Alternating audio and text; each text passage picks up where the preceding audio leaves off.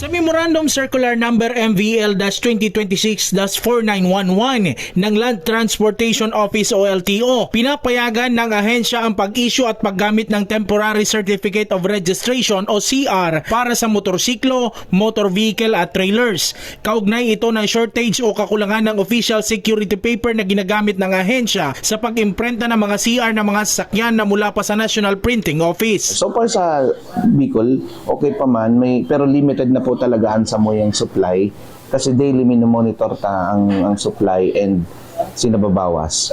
Eventually, pag Mayo na po, masunod kita duman sa guidelines na in lieu of the security paper, ma-issue mo na po kitang temporary CR. Ayon sa LTO Naga, sapat pa naman umano ang supply ng security paper sa rehiyon at kung sakali man maapektuhan ng shortage sa supply ng security paper ay kanila itong ipapatupad. Hindi naman umano apektado ang pag-iimprenta ng mga CR ng mga sakyan sa rehiyon. February 16, may niluwas na memorandum ang sa tuyang Central Office regarding issuance of temporary certificate of registration.